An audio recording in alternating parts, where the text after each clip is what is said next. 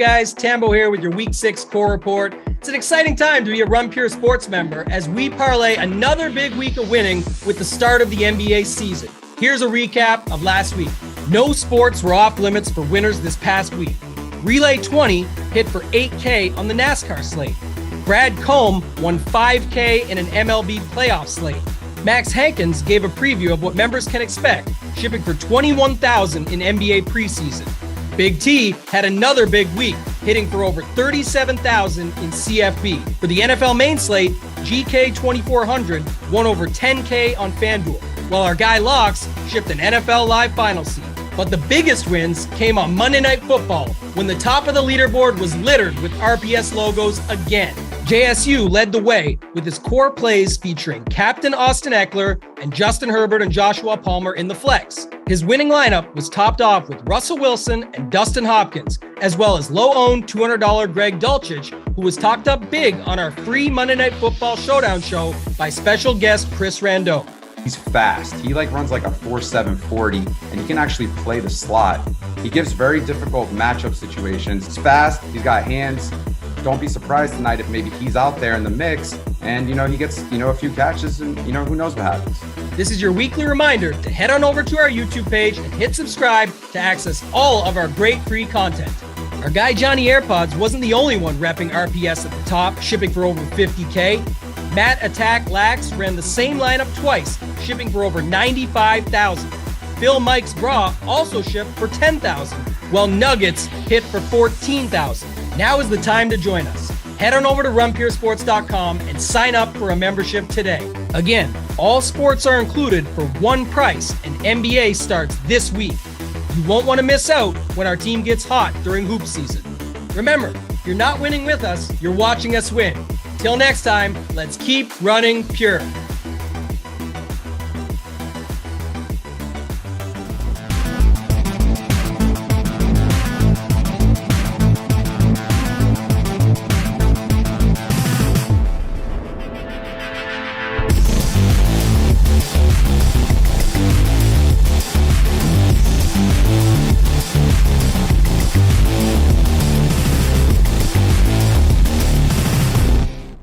Now let's just keep picking winners. Fiery pre-show conversations. Actually, we're all buddies here. Mangone, Spread, myself, Holden, and we got a good show set up for you today, like we always do. I'll remind you, hit the like button. Here are the games we got. I don't think it's the sexiest week for games, but we're still going to make some money. Falcons, Bengals will be the first game we get into. Lions, Cowboys, Chiefs, Niners. Chiefs, Niners might be the highlight of the Sunday slate. Seattle taking on the Chargers. That could be a big one for both offenses there. Browns, Ravens, and then the Thursday night game of the Saints and the Cardinals. Another wonderful Thursday night game. But Mangone is here. And Mangone, if you will notice, his background has gone from Brett Favre, who apparently is not going to prison, even though he did horrible things, to Paul Pierce, one of my favorite people in the history of the world that's ever been stabbed multiple times. Hello, Mangone. How are you? Yeah, it's my first favorite Kansas alum, followed by you, my second favorite Kansas alum. So, what about Kevin Harlan? I didn't know he was a Kansas alum, so yeah. I guess we'll put him up there on the list. On there with Mario Chalmers, the guy who got yelled at by LeBron and was his punching bag for many years. But obviously, excited for basketball, but we're here for talk NFL. NFL is still a good time, still a lot of fun. Can't wait to break it all down with you guys. When I first looked at the games, I was like a little nervous about it. I didn't know if it was going to be the best set of games, but it's looking good now. The more I looked at it, and when you sent me the games, Holden, I was like, this card ain't so bad. We'll figure it out. We'll figure it out. We'll find what we need to find. Spread, welcome. Tell everybody about the power ratings up right here at this site. That's over my head. Tell them all about it. That's right. Run Pure Bets. We're doing power rankings now for the NBA and the NFL. We have the projections up. Today, we'll have the power rankings for the NBA teams up real soon, but we have all the projections for tonight's games, game notes, player props you should target.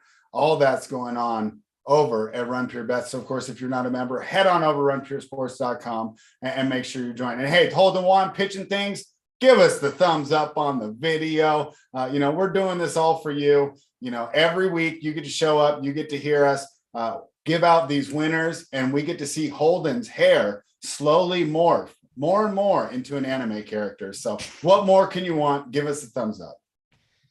It's amazing because the first thing Simon says to me is about that.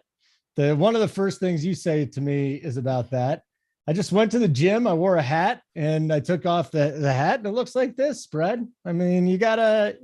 So we work on camera, but we don't need to comb our hair before work. We just take the hat off and jump on camera. Correct. I can't wait till I get to be your status, Holden. I mean, this is true celebrity status here. No, it's not. It's just. I mean, you might be the Kanye West of hosts here. You can just do whatever you want. Yeah, we can express ourselves the way we want to express ourselves. We can be ourselves. Spread. We just got good news though. I have official confirmation that I was at the gym and Holden was at the gym, which means we don't go to the same gym. So I didn't see are you back here? You're back in town. That's right. Yeah. So this is confirmation that like I don't even have to ask the people at the desk. Like, hey, is there this what guy I do comes in before here? we get? I know that I'm safe at my gym now. I go to a place where it's just old people. It's amazing. Like I go around 10 o'clock in the morning. All it is just geriatric people. And I got the whole gym to myself. It's spectacular. Getting checked out by 75-year-old women. Oh, spread. You haven't lived till 75-year-old women hit on you. It was a good day. Oh, speaking of that, maybe I have lived then. You don't know. Holden, on the old guys pod, you need to ask. You need to ask Uncle T. I was with him this past weekend. We're at the Wendy's drive-through, grabbing something quick to eat. Picking college football winners, getting ready for NFL stuff. And Uncle T was like, let's grab Wendy's real quick. And he hops in the Mustang, right? Goes up to the drive-through window to pay. And what happens? Lady in the drive-through goes, I love your car. Love the color too.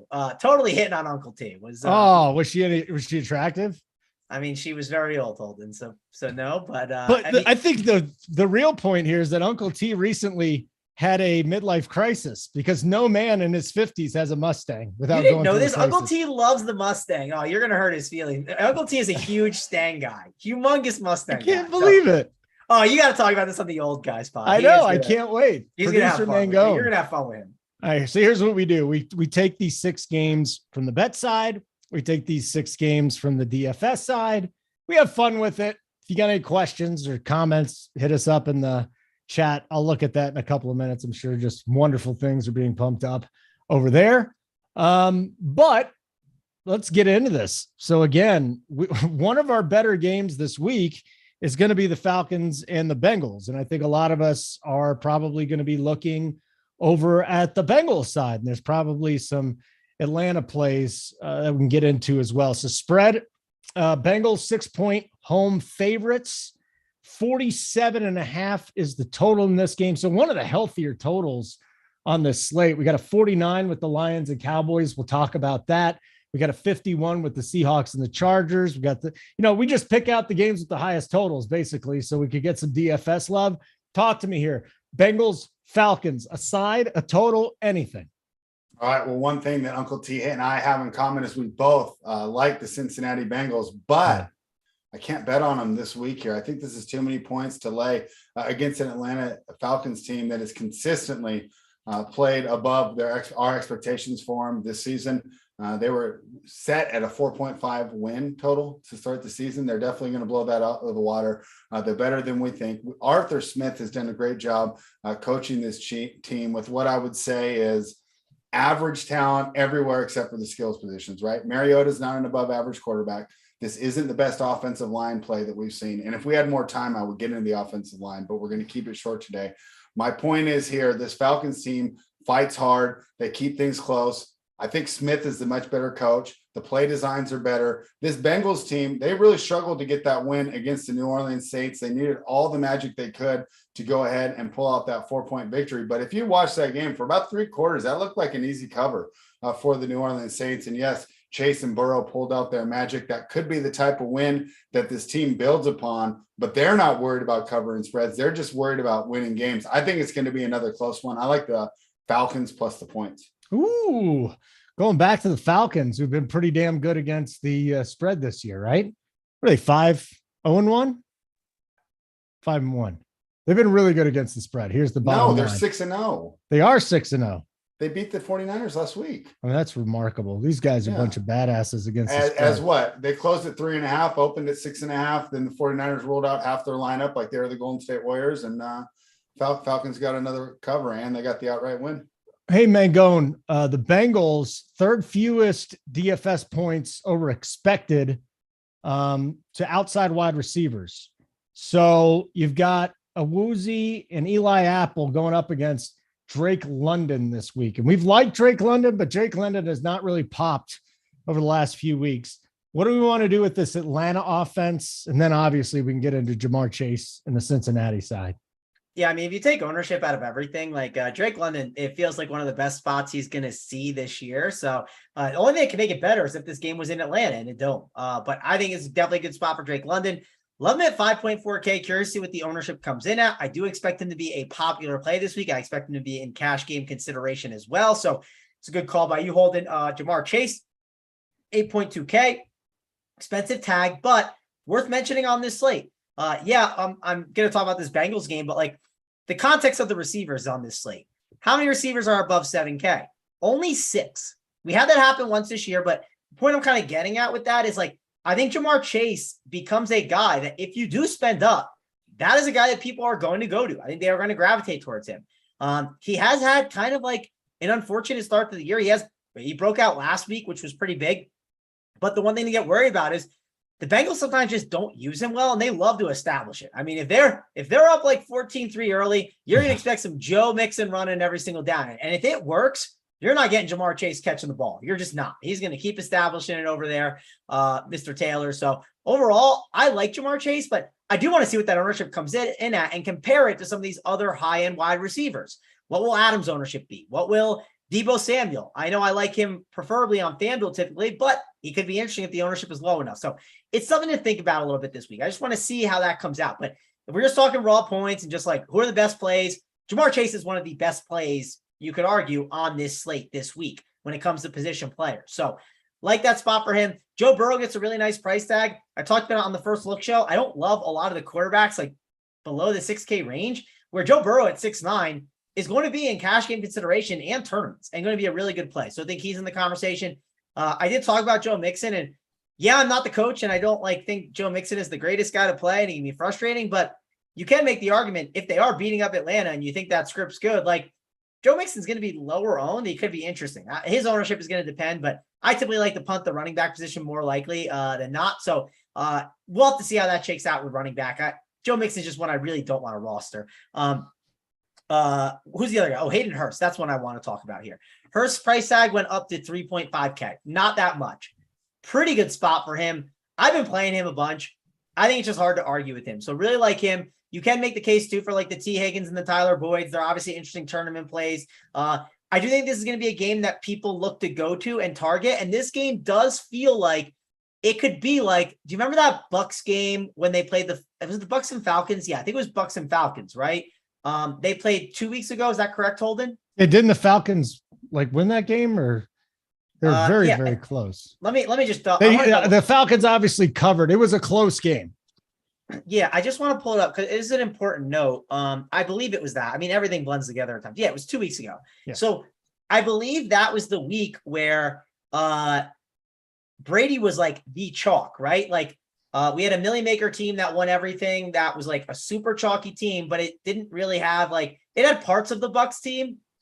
And I could see this game being really similar to it. And I'll explain why. What happens, I think, with these Falcons games that people want to target, naturally, if it becomes the game of the slate, what happens with Drake London? He is always going to be the guy that gets steamed up. It's him or Kyle Pitts. Now, 2 weeks ago, Kyle Pitts wasn't in, so it was naturally Drake London. And I could see Drake London's ownership just skyrocketing this week because of this. So I could see this being the game that everyone is looking to go to. And if you do play this game, it's not bad, right? It's not a bad game to target. But then with the rest of your lineup, you need to think about how you're rostering it. Or maybe you decide, hey, who could it be? Drake London or Zacchaeus? Zacchaeus is the wide receiver too. It sounds gross, but what I ended up doing on that last slate, when it was the Brady slate, one of my buddies recommended it. He was like, you should consider Zacchaeus. And he got 11.9 DK points for the 4K price tag, which wasn't bad. And he's literally going to be not owned, and he's going to leverage London. And on top of that, you could see London getting keyed in on a ton. If he gets the Eli Apple matchup, he's probably going to roast him a ton. But point I'm getting at here when I mention this all is there are really good leverage plays when Drake London and Kyle Pitts could get super steamed up throughout the week if this is the game that everyone wants to go to. Because we've had games this season that when it's kind of more of a dull week, one game kind of gets honed in on. And most weeks, one game does. Week 2, it was Lions and Commanders. I mean, Holden, am I wrong? This could be the game that people gravitate towards? Well, yeah, absolutely, because the Bengals. I mean, that's you know what? Lions, Cowboys, Dak's back. That's going to be the big game. Maybe I personally think people are going to be very nervous to play the Lions side of the ball. I think because of that Cowboys defense.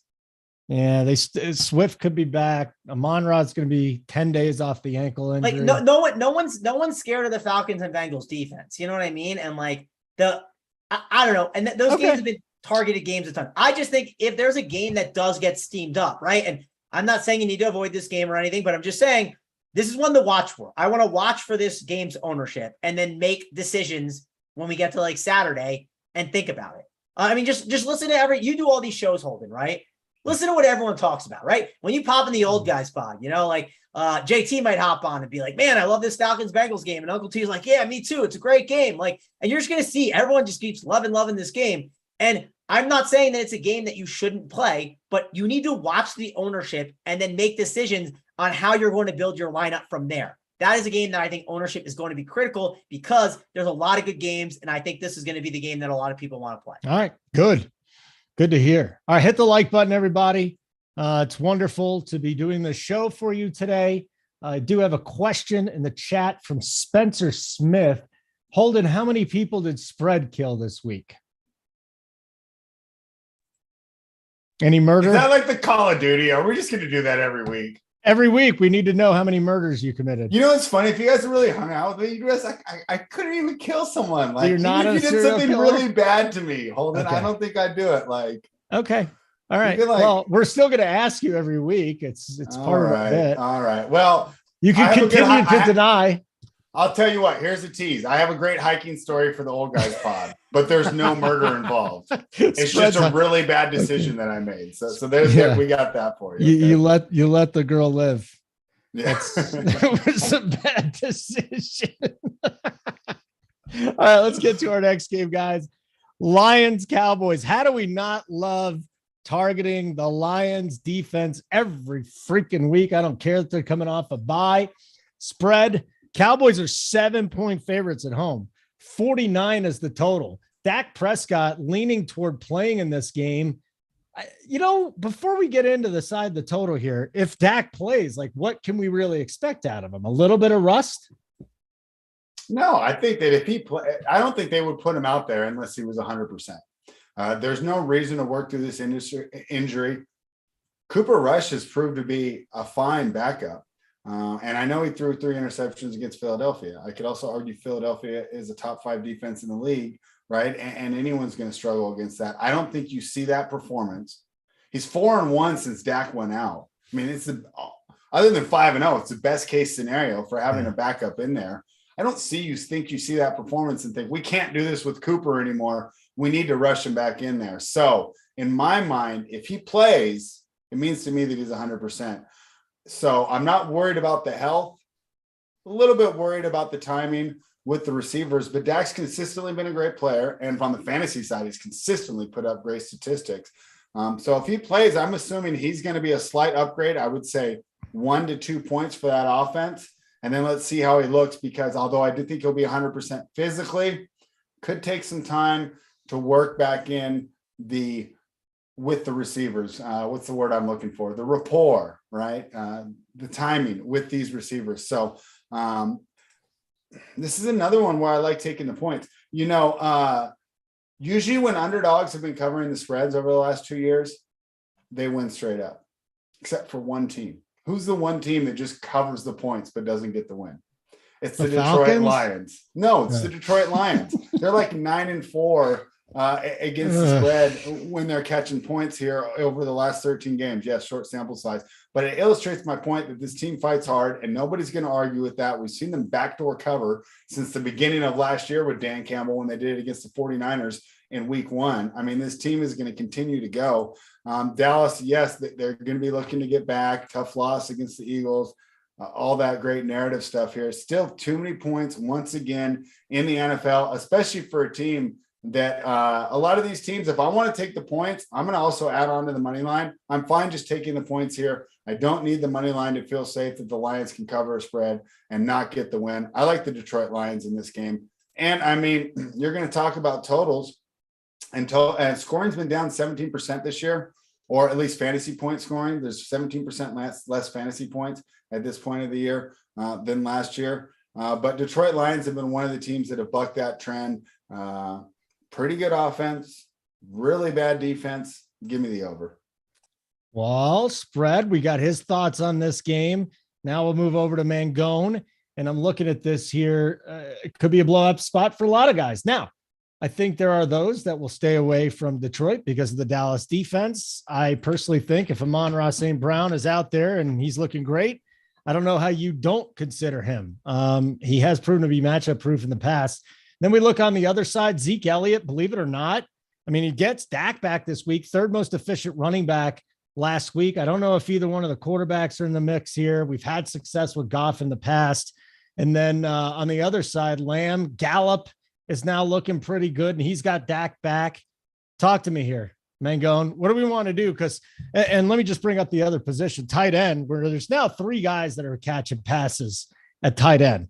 It's ridiculous, including Peyton Hendershot. And then Hawkins is on the other side, Mangone.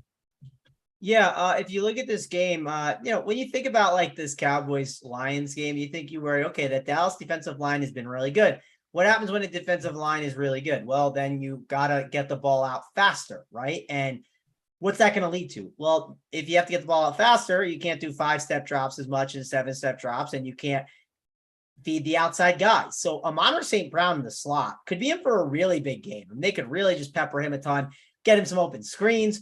So I think it's a really good opportunity here for St. Brown at 7.1K. Really like going to him. Dak Prescott at 6.7. I'm kind of interested because I think people will be a little nervous. And I think in tournaments, you could see him being the guy that everyone goes to Joe Burrow instead of Dak Prescott. So I do have interest in tournaments in Dak. I think CeeDee Lamb could be a really great spot for him. I mean, the thing with CeeDee Lamb, 6.8K, if he's like Dak all year and he gets to be in a dome, would his price be 6.8? Could he be 7.3? Would he be like maybe 7.5? There's definitely a chance. It does feel like you're getting a little bit of a discount with him. So I like that spot. I don't love these like running backs here that much. I mean, I want to know what's going on with DeAndre Swift. He's 6.8K. Curious to see what happens with him. Jamal Williams, 6.1. If you don't have Smith, then Jamal Williams is going to be a really good play. So that's going to be something to watch for. And then the tight end position, TJ Hawkins is at 4.8. A little pricey for my liking with some other tight ends that you could look at here on this slate. Dalton Schultz at 3.6. I think you could make a case for him at that price tag. But he's coming back from that injury. Who knows if he'll actually be in there. And if he's not in there, then these other guys, Ferguson, Hendershot, McKeon, they're all going to be in play. But the problem is you got to guess which one. If you told me I could roster all Dallas tight ends for like 3.5K, sure, I'd be in. But I don't want to play the guessing game with them. I don't think that's worth it. So overall, it's really just looking at Dak, CeeDee Lamb, and St. Brown as like the core key pieces in this game for me to target. Yeah, I like it. Hit the like button. It'd be great. See Joey Work is in here. Thank you, Joey, for the giblets, or some would say giblets. Yesterday, dude went 2-0 and put up another 2 points or another 2 plays on the spreadsheet. So if you get a chance, go to runpurebets.com, sign up. If you're already a subscriber to the sports side, the DFS side, you can go hit our coordinators up, so get bets, and you will get the bet side included for free. So it's a great time to hop on. Spread, you nailed the Warriors pick last night, didn't you? Yeah, I was loving that too. I said on the NBA rundown earlier, there's nothing better for me as a Kings fan, because I can't really root for my team, than watching the Warriors lose and watching the Lakers lose and making money at the same time. You got a play for tonight that you're not going to give out right now, but just a question. Did you put a play up there? There's one play on the sheet currently. I don't know if you guys were able to see the NBA rundown, but I lost connection with Tyler halfway through, but we were working on the playbook together earlier. So I'm going to get a hold of him and I'll finalize the last couple. But hey, if you want to give me the plug, hey, go back, check the NBA rundown. I do give out a best bet at the end of the show. We lost Tyler Holden. I had to fly solo there for 45 minutes. It was rough. But the one thing, it gave me the easy advantage because Mangone had bet that we would not be able to go through the whole 12-game slate in the hour, and I sailed in a quick 45 minutes. Did Mangone hop on? No, you were by yourself, huh? It was supposed to be just me and Tyler because we had 12 games to get through in only an hour. So I said, well, we won't get a third guest today because we're going to be crunched for time as it is. But I lost Tyler like 10 minutes in. So flying solo, I was able to get it home though and be ready to do this great show with you two. Yeah, I didn't know you were following suit with the NBA and already working with some load management there, Spread. So Tyler had some load management. Tyler's internet was definitely load managing today. Unbelievable. Oh, we got the Chefs at the Niners. The Chiefs are, after being dogs last week, the Chiefs are now, and by the way, they didn't cover, did they? They lost by 4. They were 3-point dogs when it opened? Chiefs -3 on the road. So you got the Niners here +3. 48.5 is the total. It's a healthy total here, given the Niners defense so far. Spread. Break this down for me. 3-point favorites on the road, coming off a loss against Buffalo. Niners, one of the best teams in the NFC. Chiefs, one of the best teams in the AFC. What do you got? And this is going to be a great game. We hope. You talked about a healthy total, but do we have a healthy Niners team? There was a lot of guys missing during that loss to the Atlanta Falcons, so much that Tyler and I agreed to just throw it out when we're doing our power rankings. I mean, they were missing 11 of their total 22 starters at one point in the game. Now, some players did come back like McGlinchey, right? But at one point they were missing 11 of the 22 guys that they had started in week 1. So once again, this Niners team is completely racked with injuries. And of course, the injury that I'm waiting on before I really want to commit to a side here is that of Nick Bosa. Some of these guys, they're replaceable. We can move in. We don't lose that too many points, right, on our Madden ratings. That's what's kind of fun to do as a handicapper, right? You get a late scratch. It's a guard you've never heard of. Well, let me go look up his backup on Madden, right? Well, is it a 3-point drop? With Nick Bosa, it's like a 15-point drop, right, when he's not in the game. So I need to see Bosa's status really before I get involved in this game. But it's fascinating. And if the Niners are at full strength, I'd like to think that they have a good chance to get some revenge after that Super Bowl loss from a couple years ago. But this is not the same Kansas City Chiefs team as well. Tell me that they couldn't use Tyreek Hill in that matchup against the Bills. It just felt like the Bills got better from the time that they played last year. Well, the Chiefs, they got a little worse. They're not as dynamic on offense anymore. You have to be concerned if you're a Chiefs fan for their postseason success on that move, losing Tyreek Hill. I thought it was pretty obvious that they need a playmaker like that out there against the Buffalo Bills, who are countering with Gabe Davis and Stephon Diggs. So it could be rough times for the Chiefs. Go ahead. Let me ask you about two guys, because Nick Bosa and Trent Williams trending toward players this week. If they get those two guys back, does that change much for you? Because Bosa went back to practice. I want to take the points at home. I want to take the +3 at home. Yeah. So feeling more confident. Yeah, but I don't want to do it. I'm not going to do what I did last week and play it early. I'm not betting until Sunday morning. I need to see them on the practice field on my NFL Network before I take this Niners +3. Okay. Yeah. So let's get to the plays here for the DFS side, Mangone. We don't have Allen on the schedule. We don't have Hurts on the schedule this week. There's just some big names. So you kind of move to this game, a big name, obviously Patrick Mahomes.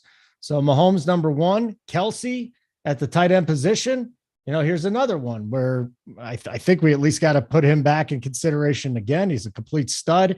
We do have Lamar Jackson, who could be without Mark Andrews. Andrews is not practicing. We taped this on Wednesday. A lot can change. Just throwing that out there at you, though. And then on the San Francisco side, maybe the running game, Deebo Samuel as well. Brandon Ayuk coming up for a big game.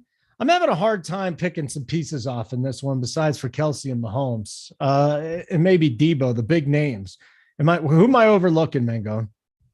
Well, one reason it gets hard to make these teams, and that's what the issue people had with the Bills and Chiefs last week, is when you do play, when you played the Bills last week, finding the Chiefs run back was not fun.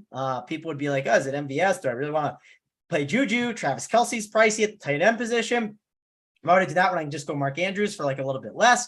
So I think naturally, even though it's 48.5 total, this is a game that, not that it gets overlooked, but I don't think it's going to get as much ownership as people think. Just because once you plug these guys in, it gets kind of difficult. I mean, yes, you can make the argument that Juju and Valdez-Scantling's price tags maybe help you be able to pull that off. Jeff Wilson is 5.8K, so that's not bad. George Kittle is at 5.3 also, which I really think that's a really nice price tag on him. The key with this is Niners are at home, which that's always nice. You always like when your team's at home. I think that's sometimes like a small bump. And also they're underdogs at home against a really good team. And I like to play George Kittle when he is trailing. That's the biggest key with him. I want him in games that he is losing. I've felt this way for many, many years. When I know that they're going to be down, they're going to use George Kittle because Jimmy G is going to have to drop back.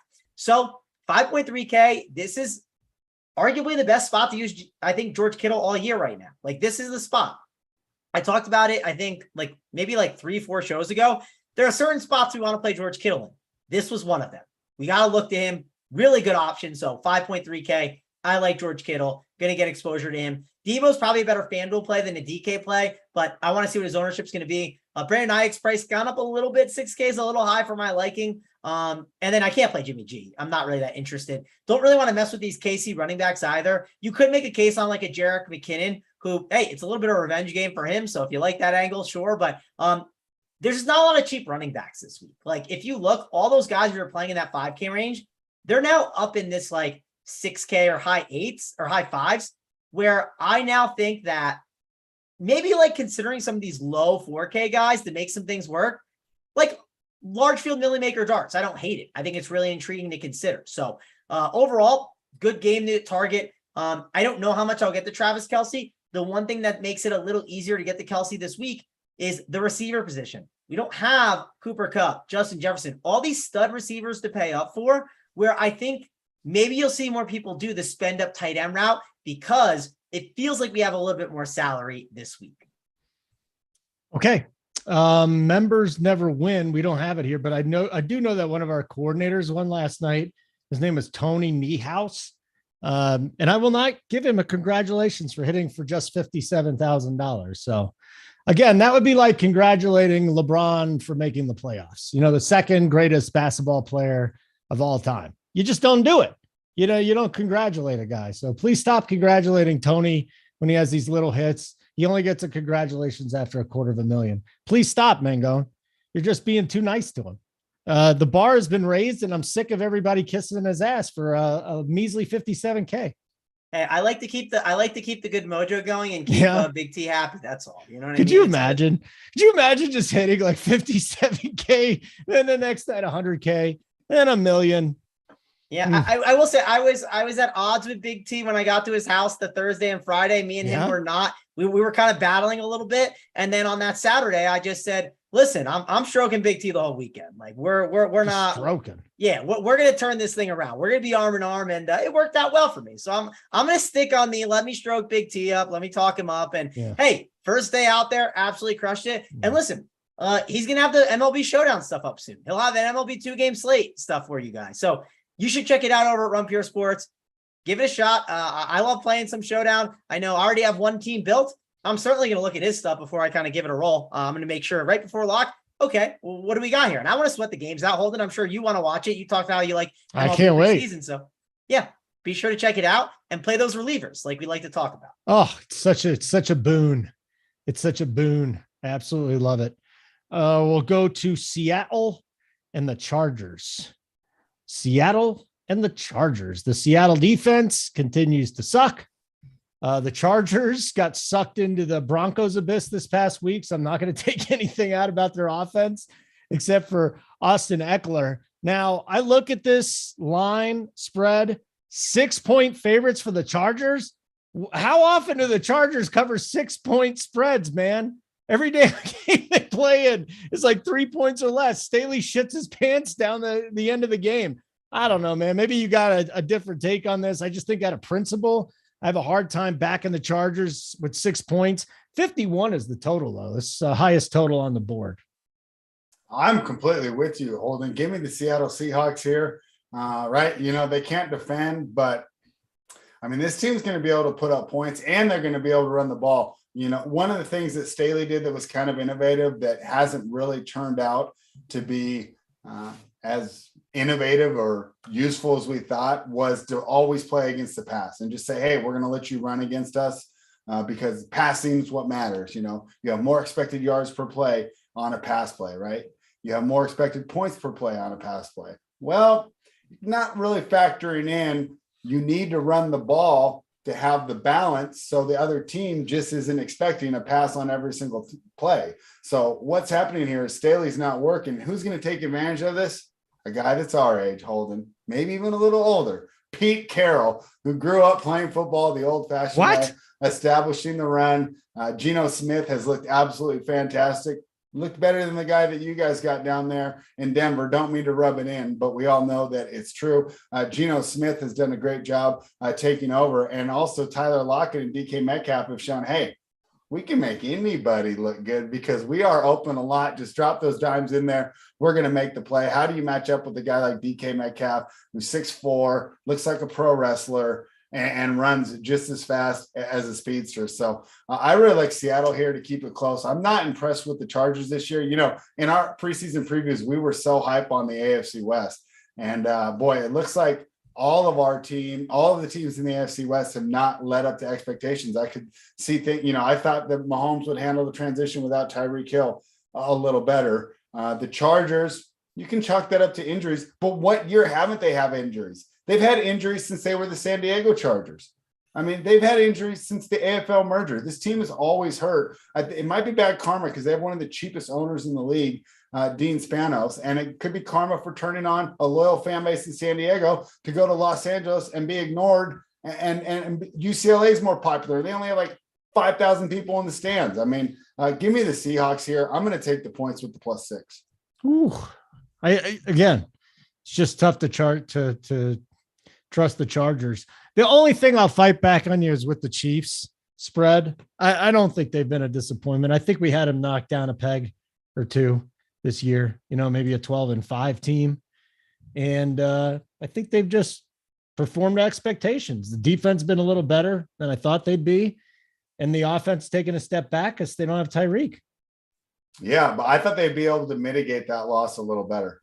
I thought that Mahomes could have like an MVP level season, but he's definitely feeling the hurt from that. And yeah, you're going to be able to beat teams like the Raiders without Tyreek Hill, but going against the best of the best, it's going to be tough. Yeah, it's Allen and Hurts ahead of everybody else. Okay, we got some fantasy goodness though, don't we, Mangone? I mean, again, Lockett continues to be underpriced at 5'8", Metcalf 6'6". Keenan Allen should be back this week at 6'7". There's another play. Gerald Everett's got to be in play. Who knows about Disley? He always seems to pop up with a touchdown. I don't think there's any running back I'd rather play this week than Austin Eckler. He should be the chalk. He's a guy that give you 20 points, 25 points as a floor. It seems like the last couple of weeks. Kenny Walker, 5.8K, and both quarterbacks I would think are in play. There's just a lot going on here, Mangone. Maybe who's out of play? Who wouldn't you play from this game? Yeah, I mean, you make the argument like Seattle, like you can target them with anyone. You could make the argument last week, the Cardinals just are awful. And, on the road to also a road game against Seattle's probably tougher, which I talked a little bit about last week that like, hey, maybe it's going to be tougher to play there. Maybe Kyler's not as good. We're going to take a gamble on it. We do feel like Herbert's way better. And I do say there's one running back that I might want to pay up for this week, and that's Austin Eckler. You tell me Austin Eckler or Christian McCaffrey, give me Eckler over him easily. I just think this spot's way too good for him. 8.3K. He's just getting peppered too in the pass game. So I love Eckler at 8.3. Really good option. I think Keenan Allen is going to be back. I think if he's not, then Josh Palmer again at 5K is going to be in play. I think if Keenan Allen is back, Josh Palmer could still be in play. I don't think it's like the craziest thing to go back to him because I think these Chargers could put up some big points. So obviously like the game stack on the Chargers side, favorite option to go to would be Austin Eckler at 8.3. Seattle side, Kenneth Walker, 5.8K. Not a bad price tag. It is tough because he does feel like the guy you want in like more of like a leading script rather than trailing. And if they are trailing, is DJ Dallas going to be more involved? Is that something to be concerned about? It could be. So I'm tempering my expectations with Walker a little bit. I do like DK Metcalf at 6'6". Do think he's got a good opportunity here. Same with Tyler Lockett at 5'8". Hoping that Marquise Goodwin is not as involved as he was last week, and Dwayne Eskridge. I did not understand what was going on there. Maybe someone around the industry can explain it to me or figure it out, but I had no idea what was going on with that situation. Made no sense to me. But overall, Geno Smith he's firing. He's out there throwing the ball. He's not scared to. He's not handing it off. He's not the New York Giants of last year where they're running QB sneaks on like 3rd and like 8 or whatever they did last year. That was absolutely moronic. This team is actually going out there and slinging the ball. And that's what you want, because you want the game to interact. At some point, you're going to see some teams and you're like, they're just dead. Like, they're just not a team that you can roster DFS wise. Seattle's the opposite. They're a team to attack every week. And it's because they have a bad defense and they have an offense that they could probably move the ball on almost any team in the league. Or at least if they can't, they're going to at least try, right? They're not going to give up. They're going to be out there throwing it and actually trying. They're not going to be like the Chicago Bears. Even when they're down by 17, they're running the rock with David Montgomery. So this is a good game. Obviously, 51 total. Gonna like it a lot. The only thing you're going to run into and the only issue is which Chargers are going to be on the receiver end when you do your game stacks. Maybe it's one of the tight ends, which that's going to be an annoying guessing game that you're not going to love to do.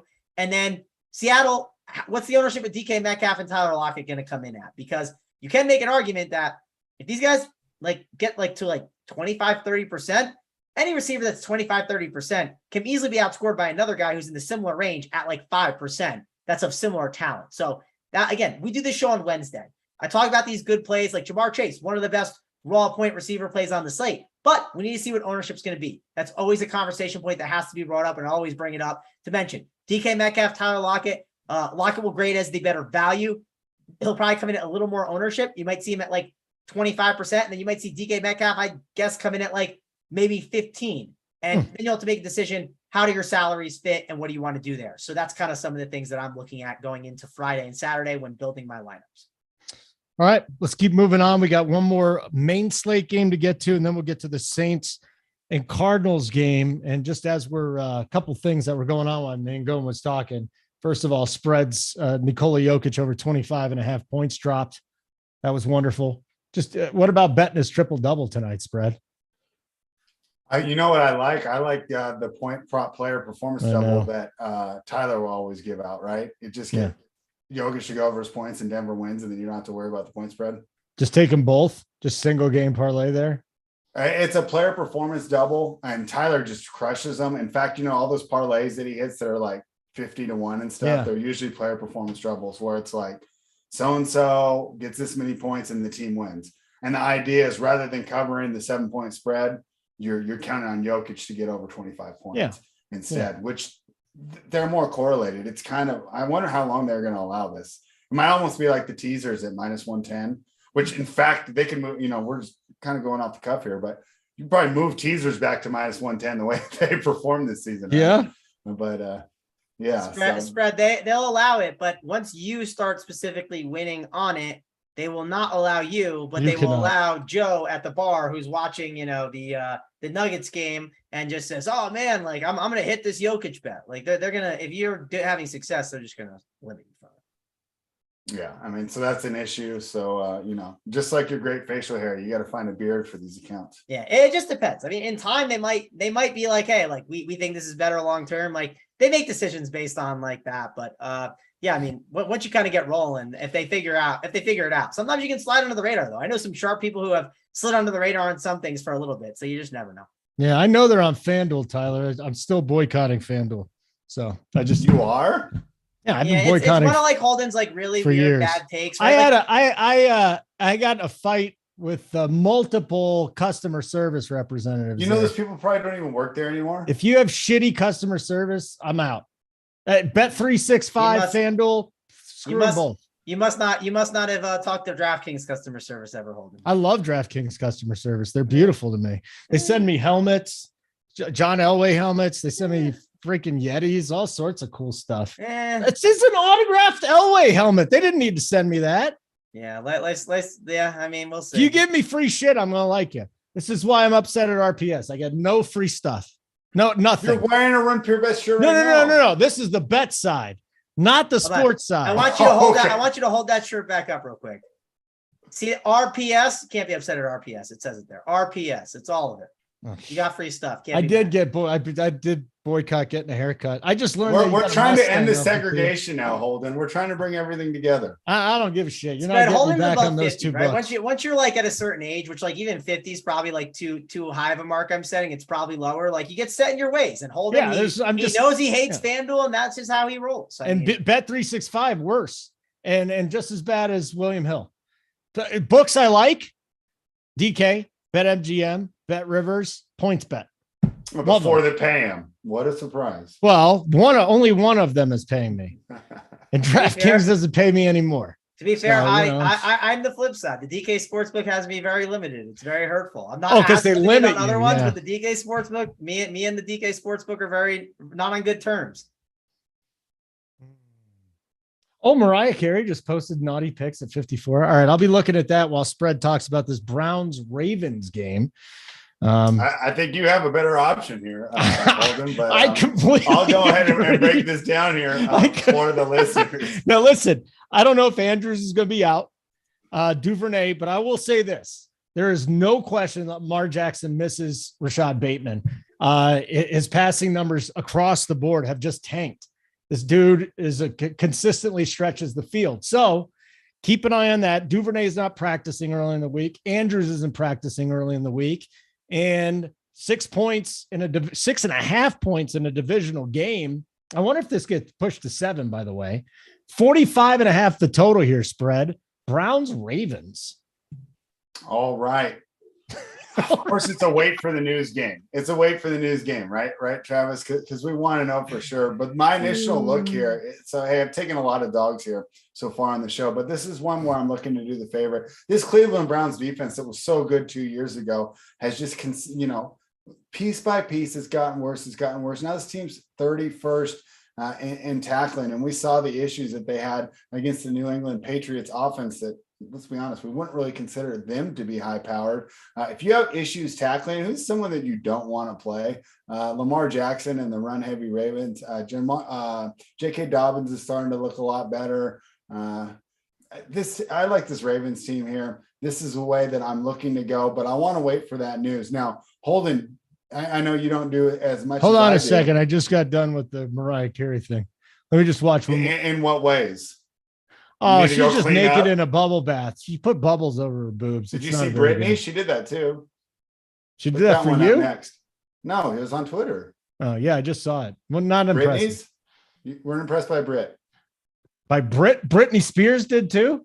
Yeah, go look her up. All right, see you in a couple minutes. Yeah. All right. The last thing about this Ravens game, I want the news, but right now I'm looking to take the Ravens. I think they could absolutely blow this Browns team out. And I know that the Browns were trying to stay in contention while they waited for Deshaun Watson, but I'm not sure if that dream's going to happen. This team just consistently gets worse and worse. And if you can't tackle, you can't win in the NFL. The Browns haven't shown the ability to tackle. Harbaugh bounces back. I like the Ravens pending the Mark Andrews news. Whoa. Yes, Britney Spears. Yes. Wow. She's amazing. She's still amazing to this day, Spread.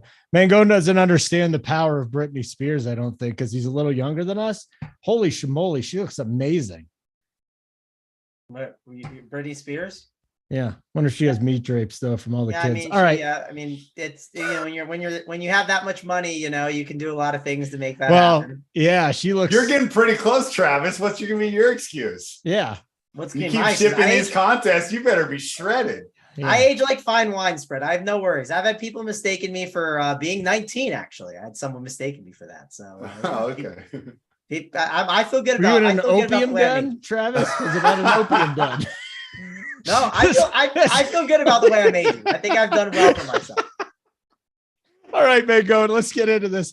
Browns Ravens. If Bateman's back, I think Lamar's a A++ play this week. If he's not, I think we still got to take a shot. Thoughts on Nick Chubb though to start this thing? I would like to know about the running game here. And is Kareem Hunt going to be in play?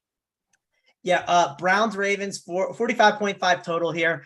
Spread. I almost picked Raiders and Texans. I didn't know which one. Hopefully you approved of this.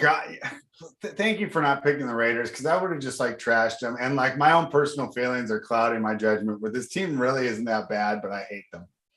Yeah, hurting me. I hate them for hurting me, right? Yeah, it was just, I felt like this was a better one to break down, mainly because Lamar Jackson's a key point in the slate, right? Because I think a lot of people are going to want to go to him. I think he's going to be one of the more popular quarterbacks. The Browns are bad against the run as well. And they're really bad against the run. And J.K. Dobbins, I believe, is questionable. Kenyon Drake looked great last week, as crazy as that sounds. 5.1K. If Dobbins is out, Kenyon Drake is going to be a cash game play. People are going to want to play him, as crazy as it sounds. Rashad Bateman obviously could be in play if he's back. Devin Duvernay isn't crazy to play. And Mark Andrews at 7.4. I mean, Mark Andrews at 7.4 is a really good play. He is basically a wide receiver one at the tight end position right now. So like Mark Andrews, think he's going to be someone that I definitely have my player pool, look to get a lot of exposure to. On the flip side, though, the Browns. This is where I struggled. I looked at the Browns and I was like, what am I dying to play? I mean, Nick Chubb makes sense, right? I mean, I don't think Nick Chubb is probably fine on almost any slate. We know he can break one. It just might not be the slate for me to play him. Amari Cooper at 6.1, if you think they're trailing, I know he has the upside. Talk about guys that could be way low owned and could be better plays than Tyler Lockett and DK Metcalf. Amari Cooper easily could. They're going to be trailing. We're not scared of the Ravens secondary. Not a bad spot for Amari Cooper. I think he'll be under-owned as well. David Njoku's to another tight end option at 4.2K that gets peppered a ton, and we know Jacoby Brissett loves his tight end. So Njoku's in play at 4.2K. I think overall, this is a solid game to go to. I'm more so looking to grab either Amari Cooper or like a Njoku on the Brown side. And on this Ravens side, Lamar, maybe a Kenyon Drake or Dobbins, and then this passing game, especially Mark Andrews, is going to be an option that you want to look at. Like, it's the one thing too, like on these slates where it's not as great as well, Lamar Jackson has the ability to break any slate in any matchup. The one worry I would have is like if the Ravens get up big and they're at home, 6.5 point favorites, could the score of this game be like 21 or maybe like 24 to like 10? And like the Ravens are just like grinding out the clock and running it. And like, you don't get Lamar to like get that like final push to break his tag.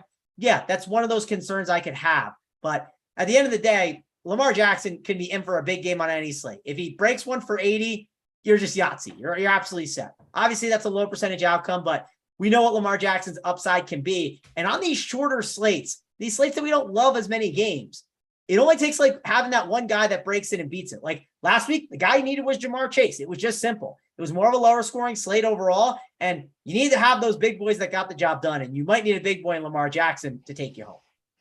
Okay, let's continue here. Thumbs up would be wonderful. Even if you're not watching live, it would make our hearts feel so warm. Also, if you got any questions, we'll be happy to do that. Yes, Deshaun Jackson's going to get hurt.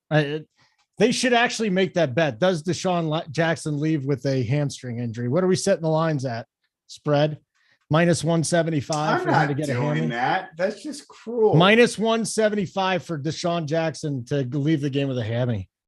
Just dude. No, I would take the no. He might not even play. Well, if he doesn't play, we cancel the on bet. The sideline. Maybe he gets 2 snaps, right? But all right. I got something odd to say. I got to go to Mangone on this Thursday night game real quick. All right. We got to do Mangone first. So Jarvis Landry, Mike Thomas, and Adam Troutman just got ruled out again. So Saints at Cardinals. It's a showdown slate. Obviously, I'm going to bring up a name that you're going to go, why the fuck are you bringing this up here? But with those 3 guys out, specifically Troutman, is Juwan Johnson in the mix this week? Well, everybody's in the mix of showdown, but what about this week for Juwan Johnson, my friend? Any interest there? Traquan Smith's got a tough matchup in the slot against Arizona. They're number 2, by the way, in the league in DVOA against number 1 wide receivers, and they're good against the slot. So talk to me here. Who are we looking at? And start with a guy that nobody's considering, please. Yeah, I didn't really want to talk about this game, but now that I opened the slate up and looked at it, DeAndre Hopkins is back at 10-2, so that's kind of interesting. Alvin Kamara at 10-6, that's always appealing. And Big T's boy, Taysom Hill, 7.2. Can't be ignored on a showdown slate. Like, just can't be. So I'm going to have some Taysom Hill tomorrow. I'll have some Taysom Hill captain. I'm sure Big T will as well, and I'll see how it works. I like Chris Olave too. One thing I really like about like Taysom Hills and the Chris Olaves and like even a guy like Zach Ertz, like I really like the mid-tier like captain builds. I just think the mid-tier captain builds allow you to kind of play like for instance, if I put Taysom Hill in, right? And then I throw in the kickers, which I like playing kickers and some of these, like I like playing like these like 4K-ish like value plays that like are actually like real plays. Like Robbie Anderson's only 5'6", right? I know it's just gonna be his first game there, but like Robbie Anderson or some of these clowns that are down like the $200 range that like aren't good, right? Like it's just, for me, I like to think about that. Jawan Johnson's price is $3K. Like he's like, you mentioned him holding. That's not like an absolute clown, right? Like the guys that are clowns are like these like $200 guys. It's like, I just don't think those are always the best route. So that's why I like playing some of these mid-tier captains at times. So like, for fun, let's put Taysom Hill in the captain spot, see what it looks like. So I got him in there. Then I go, that was Traquan Smith, wrong guy, Taysom Hill. And then I'll put both the kickers just because I like kicker values. I've always been a big fan of them. Put in Prater, put in Lutz. Hold on, I'm left with 10-3 for my last 3 spots. I can plug in Kamara. I can plug in Hopkins. And then, I can go anyone else I want. Now, that's why I like those builds a lot. Now, then you can experiment and be like, well, from Taysom Hill, what can I get up to? Can I get up to Kamara? And find different builds like that. So that's kind of how I start to build. Those are things that I'm going to look at when building tomorrow. It is going to be interesting. DeAndre Hopkins' price tag is going to be very low. I want to see what his snap count's going to be. But 10.2 is cheap for him, right? For what he'd normally be. I want to see what the ownership is going to come in at. That's going to be super important. And I am curious to see after the Kyler debacle last week, what does his ownership come in at? Maybe it comes in a lot lower. That could be really interesting. And the guy who gets all the air yards, Chris Olave, don't sleep on him. I know he had that concussion, but he has been breaking out this year. So I want to be on Olave. Definitely going to be another guy that I look to go to. Should be a fun showdown slate.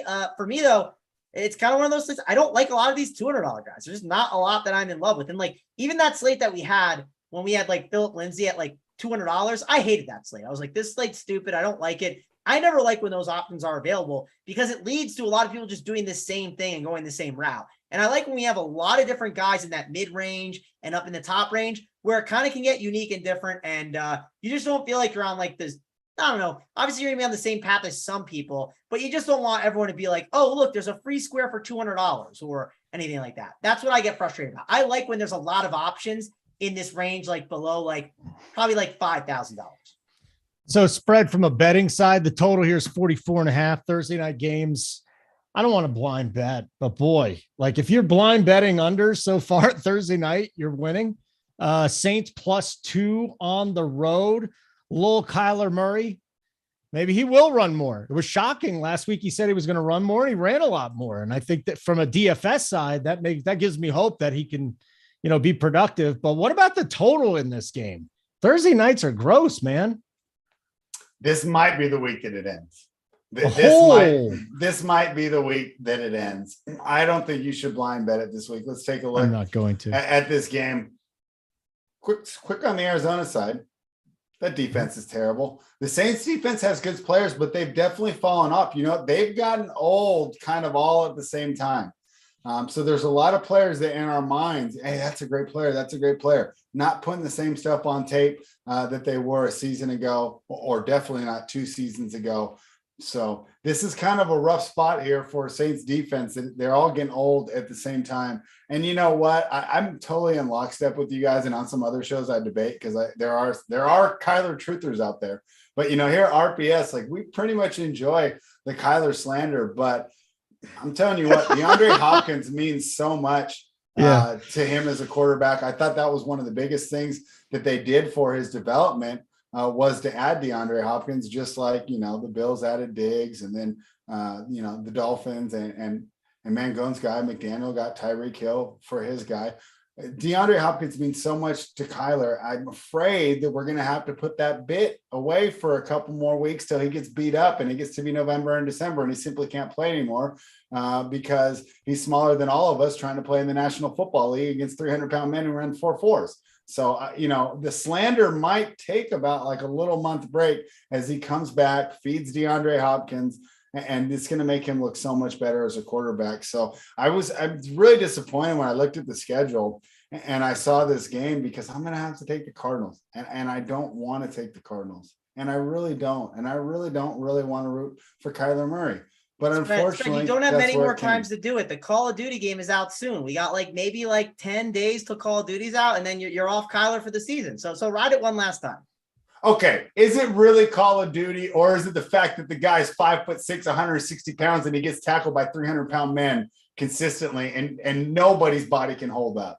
I don't care what you're injecting. You don't like fun. It's Call of Duty, okay? It's Call of Duty. I've actually never played that game. I suck at shooters. Me neither. I suck at shooters. Yeah, I'll be playing in I guess 9 days. I don't know, something like that. I think it's the 28th. I looked it up the other day. You know who Kyler Murray is, Mangone? Is your performance going to go down, Mangone? Should I stop playing your cores in 9 days? Oh, good point, Spread. No, Mangone, are we in trouble? You're going to play Call of Duty. Do we need to fade your cores? No, you don't need to fade my. So what's the difference between you and Kyler? The You're difference both short. You both play Call of Duty. Well, the big difference between me and Kyler is I don't have a contract at Run Pure Sports that says that I play too much Call of Duty and I need to not play a certain amount of times. And actually, Spread, me playing Call of Duty You don't yet. You me keep playing this Call up, of Duty man. actually could be. Spread, we might be trying to start tracking your results. No, Spread. This is Spread. Actually, me playing could be better. The reason why it could be better is. Oh wow! And I'm sure Kyler told Kingsbury this No, too. listen. Hear me out. Hear me out. When like if I like a video game to play, like I love being home more then, right? So then I'm home more, like tuning into the games and stuff like that, reading the game logs. Maybe I don't go out one night because. So you're saying because you stop womanizing and play video games, you're a better DFS player? Oh yeah, you call. All right. First of all, let's let Mangone away from the hot seat here. Okay. Second of all, serious question for Mangone. I'm not even kidding. Could you live? Which one would you have to live without? Okay, Call of Duty or boobs? Or which one? Yeah, which you got to live without one of the two: Call of Duty or boobs. This show went downhill quickly. One of them you're never gonna touch again. You said booze or boob? Boobs. Oh, okay. Okay, it's definitely getting rid of Call of Duty, Holden. I'll say that. I mean, come on, that was too easy. I feel like he's sandbagging us here. No, I don't know. I think if you asked me booze or video games, I think I would just get rid of booze. I'm not a big drinker. Yeah, booze, get rid of it. That's why I was like confused by it, because I was like, well, I want to make sure I say. But you talk about Call of Duty so much more than you do about boobs. Well, I mean, Holden. That's because a gentleman doesn't kiss and tell, Holden. Yeah, one day you'll join us in the land of gentlemen. Some people are 54 and don't care as much about talking about it. Some people, some people are just like, yeah, I don't want to go to that territory yet. Maybe when I'm 36, maybe when I'm 40. That's enough of this game. We are done. We are done with this show. Hey, make sure you hit the thumbs up button. The Old Guys pod will drop tomorrow. I got to find out more about Uncle T and his Mustang. Spread has a story I think he was going to share. JT will be back in the saddle again. So we'll be dropping that tomorrow. Mangone, when's the next time we see you, man? You will see me tomorrow, I think, for NBA winners. If not, it'll be Friday on the Cash Show with Holden, and then it'll be college football Saturday, and then Sunday night for some NFL showdown. So I'll be here a bunch, and got my single entry 3-max stuff for showdown. I'll have it for NFL. I'll have it for college football, and pretty much every day for NBA. Unless there's a day I'm not playing, I'll put it on the sheet if that's the case. But I'm sure I'll be playing a lot of the days for sure. All right, time for me to get my MLB lineups in. If you're not a member, make sure you sign up. RunPureSports.com. See, Uncle T has his core up. Maybe I will use his core today and then ship. And then make fun of his mustache tonight. What do you think? Actually, you know what? We'll be taping during the first game, so it really doesn't matter. My plan has gone to hell. Thank you very much for watching. We do appreciate it. Check out the Old Guys pod tomorrow. Tell your friends about RPS so you can win. And Simon, get us out of here.